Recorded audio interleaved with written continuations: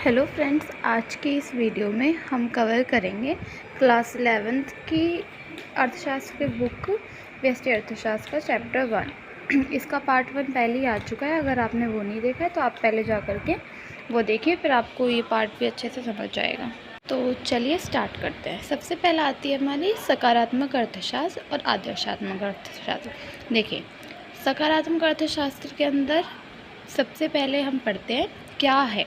मतलब ये सकारात्मक अर्थशास्त्र के अंदर जो चीज़ प्रेजेंट में होती है, यानी जो चीज़ वास्तव में होती है, हम उसके बारे में अध्ययन करते हैं। ठीक है, जैसे देखिए यहाँ पे लिखा है यह अभी की अवस्था से संबंधित है। मैंने बताया कि ये प्रेजेंट में जो चीज़ होती है, रियल में जो चीज़ होती है, ये उससे संबंधित होती है।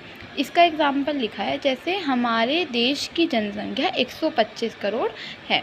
ठीक है, इसका एग्जाम्पल जैसे मैंने दे रखा है कि हमारे देश की जो संख्या है वो 125 करोड़ है, ये वास्तव में है, तो ये आएगी हमारी सकारात्मक अर्थशास्त्र के अंदर। दूसरा है हमारा आदर्शात्मक अर्थशास्त्र। आदर्शात्मक अर्थशास्त्र के अंदर हम पढ़ते हैं कि क्या होना चाहिए, यानी देखिए जैसे सकारात्मक में क्या चीज़ है, ठीक है, उसके बारे में हमने पढ़ा। मगर जो आदर्शात्मक अर्थशास्त्र है, इसके अंदर हम पढ़ेंगे कि ऐसी क्या चीज़ें हैं जो होनी चाहिए। ठीक है, इसमें जो वर्ड यूज़ होगा वो चाहिए ज़्यादा यूज़ होगा।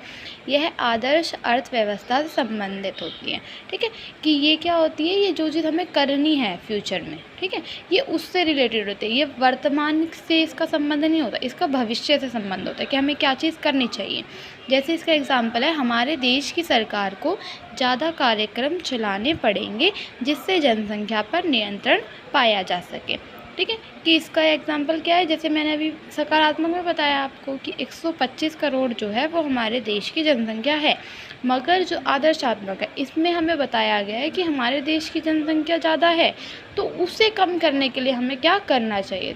ठीक है, चलिए अब अपना नेक्स्ट टॉपिक देखते हैं। नेक्स्ट टॉपिक है हमारा व्यष्टि अर्थशास्त्र और समष्टि अर्थशास्त्र के बीच में डिफरेंस।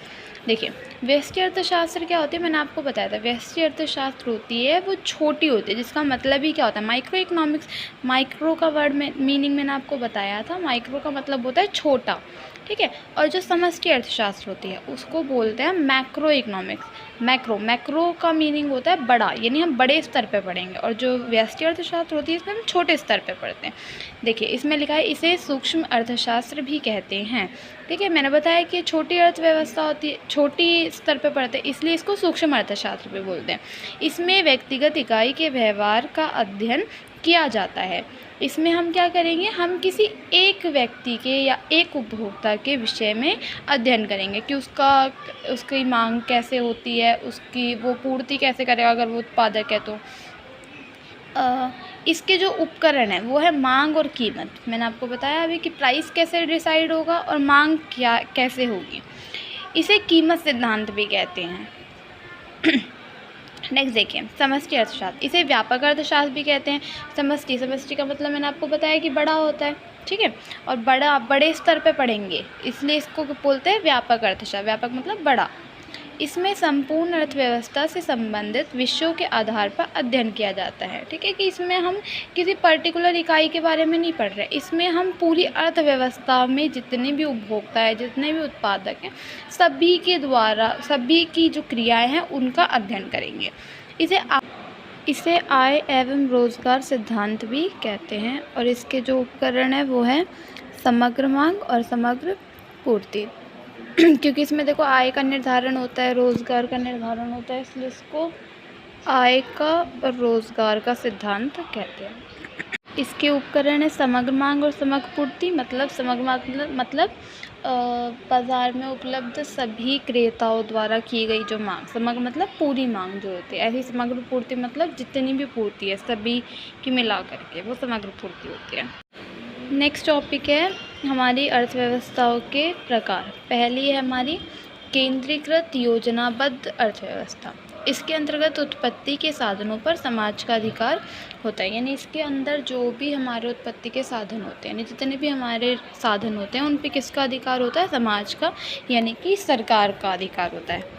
आर्थिक क्रियाओं का उद्देश्य सामाजिक कल्याण एवं समाज की आवश्यकताओं को पूरा करना होता है।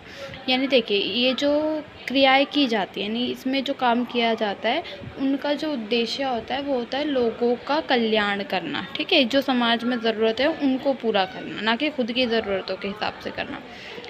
वस्तुओं का मूल्य सामाजिक कल्याण को ध्यान में रख के किया जाता है। यानी कि जो भी वस्तुओं की प्राइस होती है वो लोगों के हित में सोच करके रखी जाती है। ये नहीं कि जितना प्रोड्यूसर का मन करा उसने वो प्राइस रख लिया, क्योंकि सब कुछ सरकार के अंडर में होता है। सरकार लोगों का भला सोच करके उसी हिसाब से प्राइस वगैरह भी डिसाइड करती है। दूसरे प्रकार की अर्थव्यवस्था है हमारी बाजार अर्थव्यवस्था। इसके अंतर्गत उत्पत्ति के साधनों पर निजी स्वामित्व होता है। यानी कि जिसकी भी वो ज़मीन है, जिसके भी वो साधन है, उसी का उस पर क्या होगा, अधिकार होगा। इसमें सरकार का कोई रोल नहीं होता। आर्थिक क्रियाओं का उद्देश्य व्यक्तिगत लाभ कमाना होता है। अब देखिए, जिसकी वो कंपनी होगी या जिसका भी वो फर्म होगा, उस पर उसका ही अधिकार है, तो वो क्या करेगा, वो अपने लाभ को कमाने के लिए, ठीक है, अपना फ़ायदा करने के लिए क्या करेगा, कोई भी काम करेगा उसमें। वस्तुओं का मूल्य मांग एवं पूर्ति की शक्तियों द्वारा निर्धारित होता है। यानी कि इसमें जो प्राइस डिसाइड होता है वो मांग और पूर्ति के द्वारा डिसाइड होता है। यानी अगर कीमत घटेगी तो मांग बढ़ेगी, और अगर कीमत बढ़ेगी तो मांग घटेगी। जो हमारी तीसरे प्रकार की अर्थव्यवस्था है वो होती है हमारी मिश्रित अर्थव्यवस्था। देखिए, मिश्रित अर्थव्यवस्था क्या होती है, एक ऐसी अर्थव्यवस्था है जिसकी विशेषता है स्वतंत्र अर्थव्यवस्था एवं योजनाबद्ध अर्थव्यवस्था की विशेषताओं का मिश्रण होती है।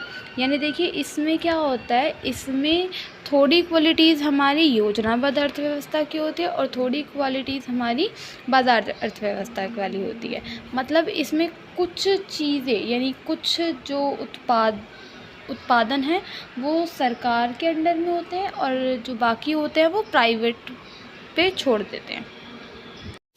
आई होप आपको वीडियो पसंद आई होगी। अगर आई है तो प्लीज़ लाइक करें और हमारे चैनल को सब्सक्राइब करें।